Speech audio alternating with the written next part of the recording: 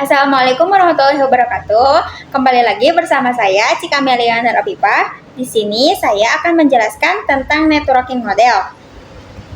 Langsung saja, konsep. Jaringan komputer mengacu pada perangkat komputasi yang saling terhubung serta dapat bertukar data dan berbagi sumber daya satu sama lain. Untuk terjalinnya proses bertukar data tersebut, diperlukannya aturan yang mendefinisikan bagaimana kumpulan komputer agar bisa saling komunikasi. Nah, aturan tersebutlah yang disebut dengan networking model. Jadi, bagaimana setiap vendor dapat saling berkomunikasi dengan open standard networking model yang tersedia. Untuk saat ini, open standard networking model yang tersedia dan terkenal ada dua, yaitu TCP atau IP model dan OSI model. Nah, lanjut. Sebelum open networking model, ada setiap vendor membuat networking modelnya sendiri. Sebagai contoh, pada tahun 1974, IBM membuat sistem networking arsitektur atau SNA. Vendor lain juga membuat model mereka sendiri.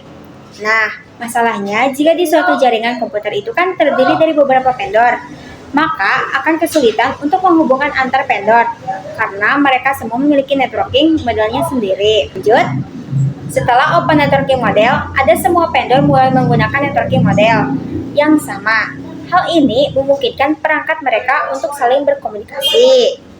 Maka dari itu datanglah open networking model, yaitu pembuka agar setiap vendor dapat saling komunikasi dan bertujuan untuk menjembatani antar vendor tersebut. Jadi, setiap vendor itu hanya menggunakan satu networking model yang sama, entah itu OSI model ataupun TCP atau IP model. TCP atau IP model. TCP atau IP model merupakan jenis networking model yang saat ini common digunakan. Jadi, TCP atau IP model itu mendefinisikan suatu protokol agar antar komputer utamanya yang berbeda network itu bisa saling komunikasi. Nah, untuk membantu dalam memahami, setiap networking model itu dipecah menjadi bagian-bagian kecil yang disebut sebagai layer.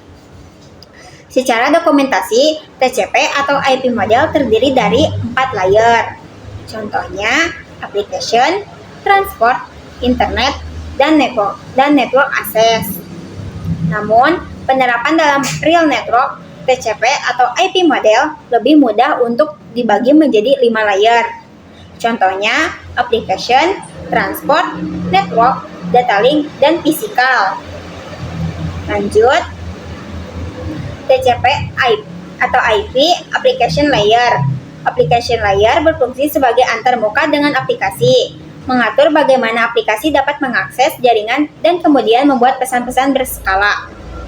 Di antaranya contoh service dari application layer itu seperti HTTP, POP3, SMTP, IMAP, SSH, dan DSB.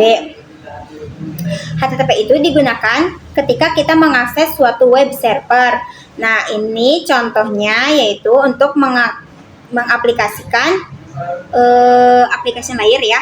Lanjut, TCP atau IP transport layer. Transport layer, fungsi dari transport layer adalah menyajikan atau memberikan servis ke application layer, transfer data. Untuk transport layer terdapat 2 protokol yang sering digunakan yaitu TCP dan UDP.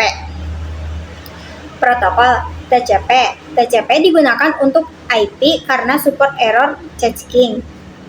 Dan UDP digunakan untuk video streaming, game, dan aplikasi lain yang membutuhkan kecepatan data. Dan ini contoh gambarnya ya, bisa dilihat. TCP atau IP network layer. Untuk network layer hanya terdapat satu contoh yaitu IP. Dan IP menyediakan 2 fitur yang sangat penting yaitu addressing dan routing, yang dimana berfungsi untuk menangani konektivitas dan pemilihan jalur. Setiap perangkat jaringan memerlukan alamat unik di jaringan. Nah, ini ada addressing ya. Jadi kalau yang addressing itu bahwa IP address itu sendiri, yaitu memberikan nama pada perangkat di jaringan komputer. Ini contoh gambarnya ya. Addressing berfungsi untuk menamai perangkat yang bisa saling terhubung. Routing, ini ada gambarnya ya. Routing salah satu fitur yang disediakan pada IP di bagian network layer yang bekerja layaknya kantor pos. mencari rute tercepat untuk sampai tujuan. Data link layer dan physical layer. Data link layer mendefinisikan protokol yang dibutuhkan pada physical layer. Salah satu fitur pada data link layer ialah PCS, yaitu Error Detection Mechanism. Hanya mendeteksi error tanpa memperbaiki. Addressing yang digunakan pada data link layer adalah MAC address. Lanjut, physical layer mendefinisikan kabling pada suatu jaringan komputer.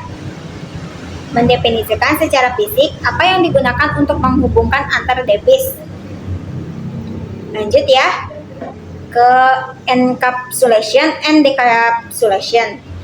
Encapsulation itu memproses membungkus data dengan header pada data di setiap layernya. Adapun decapsulation maka itu sebaliknya.